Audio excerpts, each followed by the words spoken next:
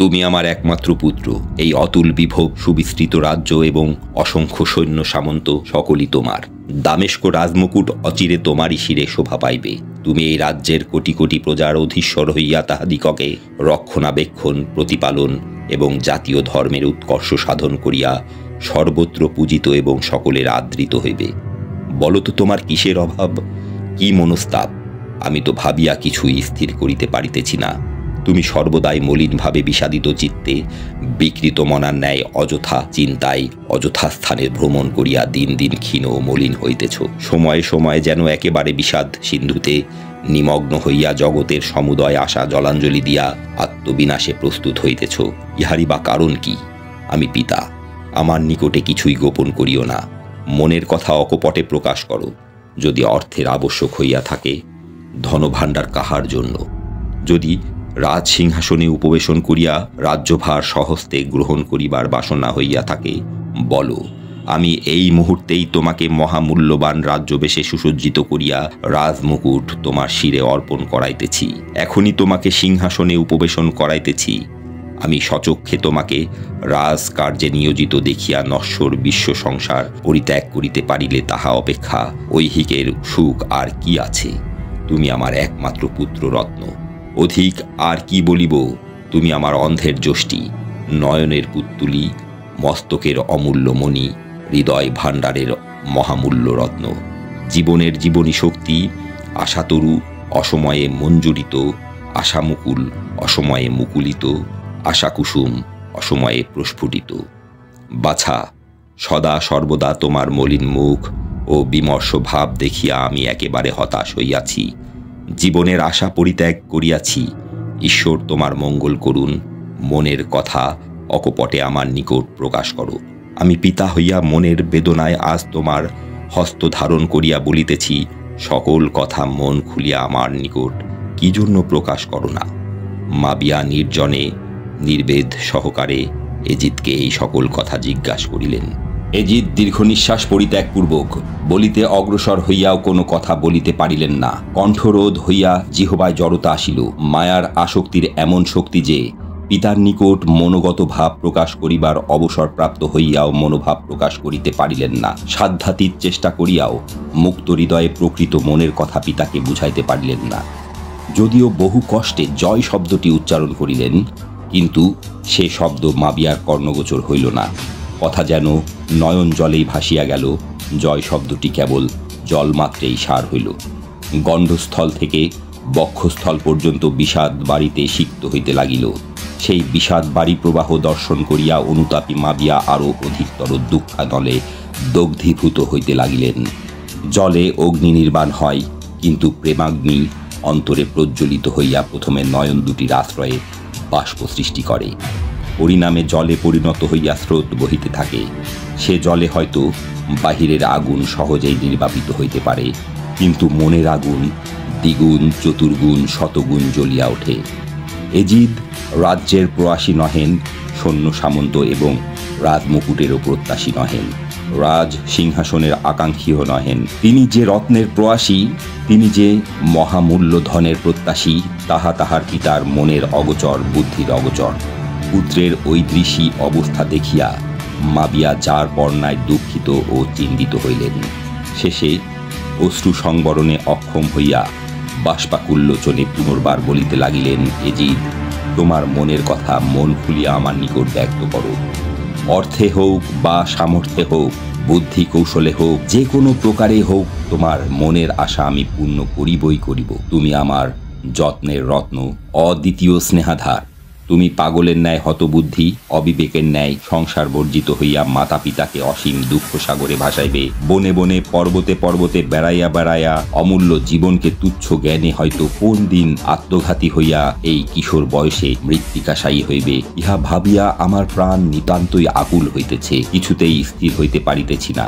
জীবন যেন দেহ ছাড়িয়া যায় যায় করিতেছে। প্রাণ পাখি যেন পিঞ্জর ছাড়িয়া উড়ি উড়ি করিতেছে। বল দেখি বৎস, কোন চক্ষে মাবিয়া তোমার প্রাণশূন্য দেহ দেখিবে? বল দেখি বৎস, কোন প্রাণে মাবিয়া তোমার মৃতদেহে শেষ বসন পড়াইয়া মৃত্তিকায় প্রথিত করিবে? এজিদ কর জোরে বলিতে লাগিলেন, পিতা, আমার দুঃখ অনন্ত, এ দুঃখের সীমা নাই। উপশমের উপায় নাই। আমি নিরুপায় হইয়া জগতে আসা হইতে একেবারে বহু দূরে দাঁড়াইয়া আছি। আমার বিষয়, বিভব, ধন, জন, মত সমস্তই অতুল, তাহা আমি জানি। আমি অবোধ নই, কিন্তু আমার অন্তর যে মোহিনী মূর্তির সুতীক্ষ্ণ নয়নবাণে বিদ্ধ হইতেছে, সে বেদনার উপশম নাই। পিতা, সে বেদনার প্রতিকারের প্রতিকার নাই। যদি থাকিত তবে বলিতাম, আর বলিতে পারি না। এতদিন অতি গোপনে মনে মনে রাখিয়াছিলাম। আজ আপনার আজ্ঞা শিরোধার্য করিয়া মনের কথা যতদূর সাধ্য বলিলাম। আর বলিবার সাধ্য নাই। হয় দেখিবেন, না হয় শুনিবেন। এজিদ বিষপান করিয়া, যেখানে শোক তাপের নাম নাই, প্রণয়ে হতাশা নাই, অভাব নাই এবং আশা নাই, এমন কোন নির্জন স্থানে এই পাপময় দেহ রাখিয়া সেই পবিত্র ধামে চলিয়া গিয়াছে। আর অধিক বলিতে পারিতেছি না, ক্ষমা করিবেন। এই কথা শেষ হইতে না হইতেই বৃদ্ধা মহিষী একগাছি সুবর্ণ যষ্টি আশ্রয়ে ওই নির্জন গৃহমধ্যে আসিয়া এক পার্শ্বে দণ্ডায়মান হইলেন। এজিদ শশব ব্যস্তে উঠিয়া জননীর পদচুম্বন করিয়া পিতার পদধূলি গ্রহণান্তর সেই স্থান হইতে প্রস্থান করিলেন। দামেস্কাধিপতি মহিষীকে অভ্যর্থনা করিয়া অতি যত্নে মসনদের পার্শ্বে বসাইয়া বলিতে লাগিলেন, মহিষী, তোমার কথাক্রমে আজ বহু যত্ন করিয়াও কৃতকার্য হইতে পারিলাম না। মনের কথা কিছুতেই ভাঙিল না। পরিশেষে আপনিও কাঁদিল, আমাকেও কাঁদাইল। সে রাজ্য ধনের ভিখারি নহে, বিনশ্বর ঐশ্বর্যের ভিখারি নহে, কেবল এইমাত্র বলিল যে আমার আশা পূর্ণ হইবার নহে। আর শেষে যাহা বলিল তাহা মুখে আনা যায় না। বোধ হইতেছে যেন কোনো মায়াবিনী মোহনীয় রূপে বিমুগ্ধ হইয়া এই রূপ মোহময় অবস্থা প্রাপ্ত হইয়াছে। রাজমহিষী অতি কষ্টে মস্তক উত্তোলন করিয়া কম্পিত কণ্ঠে বলিতে লাগিলেন, মহারাজ, আমি অনেক সন্ধানে জানিয়াছি, আর এজিদও আপনার নিকটে আভাসে বলিয়াছে। আব্দুল জব্বারকে বোধ হয় আপনি জানেন। সেই আব্দুল জব্বারের স্ত্রীর নাম জয়নাব। হ্যাঁ হ্যাঁ, ঠিক হইয়াছে। আমার সঙ্গে কথা কইবার সময় জয় পর্যন্ত বলিয়া আর বলিতে পারে নাই। একটু অগ্রসর হইয়া মাবিয়া আবার বলিলেন, হ্যাঁ, সেই জয়নাব তো কি? আমার মাথা আর মুন্ডু। সেই জয়নাবকে দেখিয়াই তো এজিদ পাগল হইয়াছে। আমার নিকট কাঁদিয়া কাঁদিয়া বলিতে লাগিল, মা, যদি আমি জয়নাবকে না পাই তবে আর আমাকে দেখিতে পাইবেন না।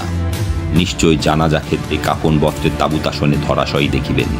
এই পর্যন্ত বলিয়া কাঁদিতে কাঁদিতে মহিষী পুনর্বার বলিলেন, আমার এজিদ যদি না বাঁচিল তবে আর এই জীবনে ও বৃথা ধনে ফল কি? যেন একটু সরসে মাবিয়া কহিলেন, মহিষী, তুমি আমাকে কি করিতে বলো? আমি কি করিতে বলিব? যাহাতে এজিদের প্রাণ রক্ষা হয় তাহারই উপায় করুন। আপনি বর্তমান থাকিতে আমার সাধ্যই বাকি, কথাই বাকি।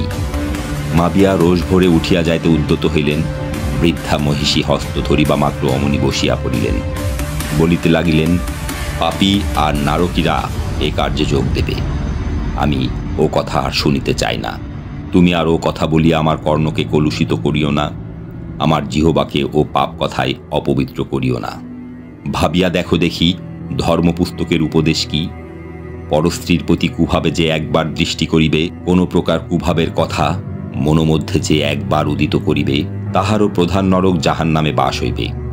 আর ইহকালের বিচার দেখিতে পাইতেছ, লৌহদণ্ড দ্বারা শত আঘাতে পরস্ত্রীহারীর অস্থি চূর্ণ, চর্ম ক্ষয় করিয়া জীবনান্ত করে। ইহা কি একবারও এজিদের মনে হয় না? প্রজার ধন, প্রাণ, মান, জাতি এ সমুদয়ের রক্ষাকর্তা রাজা। রাজার কর্তব্য কর্মই তাহা। এই কর্তব্যে অবহেলা করিলে রাজাকে ঈশ্বরের নিকট দায়ী হইতে হয়। পরিণামে নরকের তেজময় অগ্নিতে দগ্ধীভূত হইয়া ভস্ম হইতে হয়। তাহাতেও নিস্তার নাই। সেই ভস্ম হইতে পুনরায় শরীর গঠিত হইয়া পুনরায় শাস্তি ভোগ করিতে হয়। এমন গুরুপাপের অনুষ্ঠান করা দূরে থাকুক, শুনিতেও পাপ আছে। এমন শত এজিদ, শত কেন সহস্র এজিদ এই কারণে প্রাণ ত্যাগ করিলেও মাবিয়ার চক্ষে এক বিন্দু জল পড়া দূরে থাকুক, বরং সন্তোষ হৃদয়ে ঈশ্বরকে ধন্যবাদ দিবে। একটা পাপী জগৎ হইতে বহিষ্কৃত হইল বলিয়া ঈশ্বরের সমীপে এই মাবিয়া সেই জগৎ পিতার নামে সহস্র সহস্র সাধুবাদ সমর্পণ করিবে। পুত্রের উপরোধে কি তাহার প্রাণ রক্ষার কারণে ঈশ্বরের বাক্য লঙ্ঘন করিয়া মাবিয়া কি মহাপাপী হইবে? তুমি কি তাহা মনে করো মহিষী? আমার প্রাণ থাকিতে তাহা হইবে না। মাবিয়া জগতে থাকিতে তাহা ঘটিবে না, কখনোই না। বৃদ্ধা মহিষী একটু অগ্রসর হইয়া মহারাজের হস্ত দৃঢ়রূপে ধারণ করিয়া কাতরভাবে বলিতে লাগিলেন, দেখুন মহারাজ, এজিদ যে ফাঁদে পড়িয়াছে সে ফাঁদে জগতের অনেক ভালো ভালো লোক বাধা পড়িয়াছেন।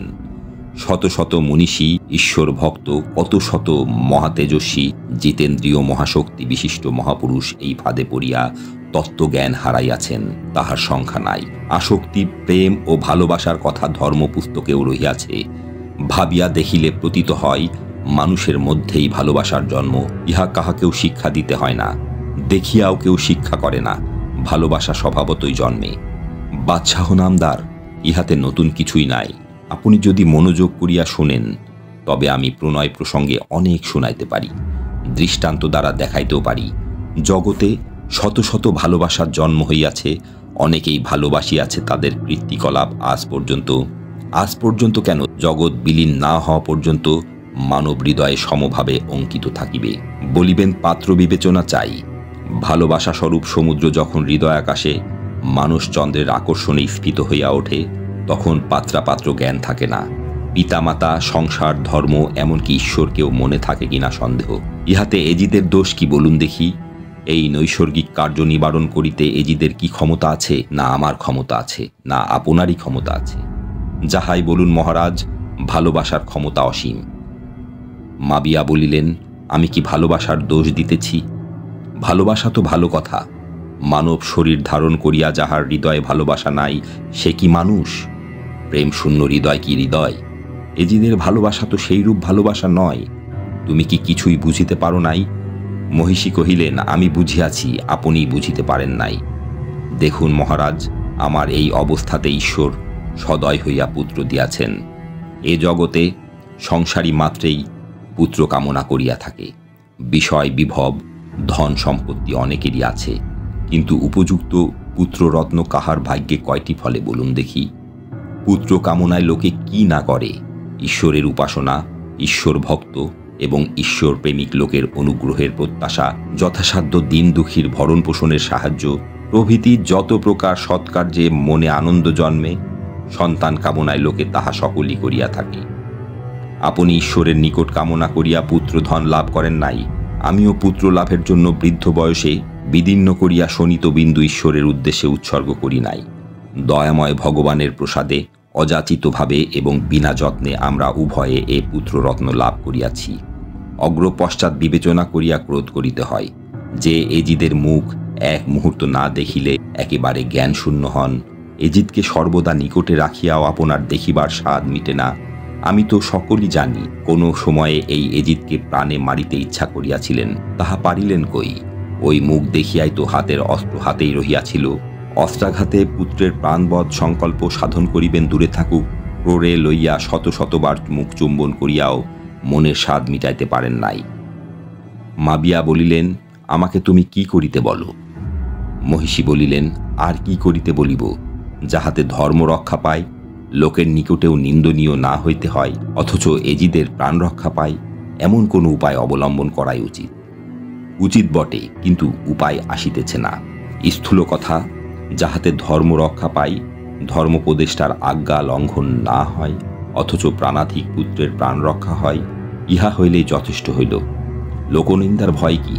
যে মুখে লোকে একবার নিন্দা করে, সে মুখে সুখ্যাতির গুণগান করাইতে কতক্ষণ লাগে? মহিষী বলিলেন, আপনাকে কিছুই করিতে হইবে না, কিছু বলিতেও হইবে না, কিন্তু কোনো কার্যে বাধা দিতেও পারিবেন না। মারওয়ানের সঙ্গে পরামর্শ করিয়াই আমি সকল কার্য করিব। ধর্মবিরুদ্ধ, ধর্মের অবমাননা কি ধর্মোপদেষ্টার আজ্ঞা লঙ্ঘনের অনুমাত্র সম্ভাবনা দেখিতে পান, তখন বাধা দিবেন। আমরা ক্ষান্ত হইব। মহারাজ মহাসন্তোষে মহিষীর হস্তচুম্বন করিয়া বলিলেন, তাহা যদি পারো তবে ইহা অপেক্ষা সন্তোষের বিষয় আর কি আছে? এজিদের অবস্থা দেখিয়াই আমার মনে যে কি কষ্ট হইতেছে তাহা ঈশ্বরই জানেন। যদি সকল দিক রক্ষা করিয়া কার্য উদ্ধার করিতে পারো, তবেই সর্বপ্রকারে মঙ্গল। এজিত প্রাণে বাঁচে, আমিও নিশ্চিন্তভাবে ঈশ্বর উপাসনা করিতে পারি। শেষ কথাগুলি শ্রবণ করিয়া বৃদ্ধা মহিষী অনুকূল ভাব বিজ্ঞাপন সূচক মস্তক সঞ্চালন করিলেন। তখন তাহার মনে যে কি কথা রসনা তাহা প্রকাশ করিল না, আকার ইঙ্গিতে প্রতি বাক্যে সায় দিয়া মৌনাবলম্বন করিলেন। মৌন যেন কথা কহিল, এই সংকল্পই স্থির।